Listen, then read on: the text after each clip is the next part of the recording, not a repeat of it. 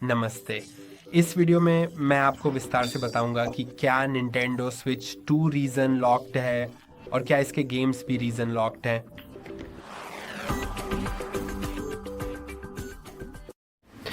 तो जहां तक फिजिकल गेम कार्ड्स की बात है, वे बिल्कुल भी रीजन लॉक्ड नहीं हैं। अगर आपके पास फिजिकल गेम कार्ड है तो आप इसे कहीं भी इस्तेमाल कर सकते हैं और इससे फ़र्क नहीं पड़ता कि आपने अपने डिवाइस पर कौन सा रीजन सेट किया है। इसके अलावा अगर आपने डिवाइस खरीदी है तो उस पर भी कोई क्षेत्रीय सीमाएं नहीं होती हैं। मेरा मतलब है, पहले कुछ गेमिंग कंसोल्स में ये होता था। अब आप इसे किसी दूसरे देश में खरीद सकते हैं और किसी और देश में इस्तेमाल कर सकते हैं, लेकिन कुछ अंतर हो सकते हैं, जैसे वोल्टेज में, पावर आउटलेट्स में, साथ ही कुछ वायरलेस कम्युनिकेशन स्टैंडर्ड्स और अलग अलग नेटवर्क बैंड्स में, जो कंसोल के साथ पूरी तरह से काम ना करें। लेकिन इसके अलावा ये रीज़न लॉक्ड नहीं है। तो गेम कार्ड्स, जैसा कि मैंने कहा, कहीं भी इस्तेमाल किए जा सकते हैं, लेकिन ई शॉप के लिए ये थोड़ा अलग हो सकता है। निंटेंडो ई शॉप में कभी कभी ऐसा होता है कि आप किसी दूसरे रीजन में कुछ खरीद नहीं पाएंगे, भले ही आप कोशिश करें। मेरा मतलब ये है कि अगर कोई गेम या कंटेंट एक रीजन में उपलब्ध है तो ये ज़रूरी नहीं है कि वही गेम या वही सामग्री किसी दूसरे रीजन की ई शॉप में भी उपलब्ध हो या वहाँ से खरीदी जा सके।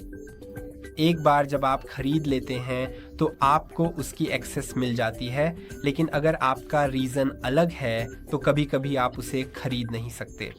लेकिन ये, मुझे लगता है, ये बहुत ही कम होता है, लेकिन अगर ऐसा होता है तो जैसा है वैसा ही रहेगा। और एक और बात यहाँ बताने लायक है कि निंटेंडो ई शॉप का देश आपके निंटेंडो अकाउंट की कंट्री या रीजन सेटिंग से तय होता है, और ये बात ध्यान देने योग्य है कि इसे बाद में भी बदला जा सकता है अगर ज़रूरत हो तो। अगर आपके निंटेंडो ई शॉप बैलेंस में पैसे हैं, यानी आपने निंटेंडो ई शॉप में टॉप अप किया है, तो अगर आप अपने निंटेंडो अकाउंट की कंट्री या रीजन सेटिंग बदलते हैं तो वह बैलेंस ट्रांसफ़र नहीं होगा। यह भी महत्वपूर्ण है। और अगर आप किसी एक रीज़न के लिए डीएलसी लेते हैं तो ये संभव है कि आप उसे किसी दूसरे रीज़न में इस्तेमाल ना कर पाएँ, क्योंकि डीएलसी केवल उन्हीं गेम्स के साथ काम करेगा जो उसी रीज़न के लिए रिलीज़ हुए हैं जिस रीज़न का डीएलसी है। इसका मतलब ये है कि उदाहरण के लिए आप कोई गेम ले सकते हैं और उसके लिए डीएलसी भी ले सकते हैं, और अगर डीएलसी ऑस्ट्रेलिया के लिए है और गेम यूएसए के लिए है तो वे एक दूसरे के साथ काम नहीं करेंगे।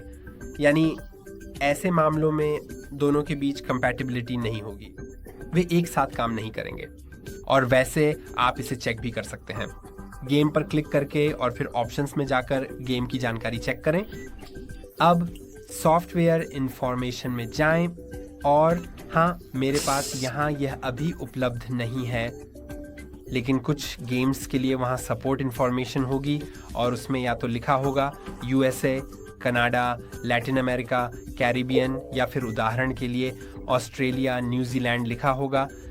और जो डीएलसी अलग अलग देशों से खरीदे गए हैं वे गेम के साथ काम नहीं करेंगे। यानी अगर आपने डीएलसी किसी एक देश से और गेम किसी दूसरे देश से लिया है तो वे आपस में कंपैटिबल नहीं होंगे। लेकिन अगर आप अपना निंटेंडो यूएसए में लेते हैं और गेम और उसका डीएलसी दोनों एक ही देश जैसे कि न्यूजीलैंड से लेते हैं, तो हाँ, आप उसे ऐसे ही इस्तेमाल कर सकते हैं बिना किसी परेशानी के। लेकिन बस इतना है कि गेम और डीएलसी दोनों अलग अलग देशों के नहीं हो सकते, लेकिन कंसोल सच में किसी भी देश का हो सकता है, इसमें कोई दिक्कत नहीं है।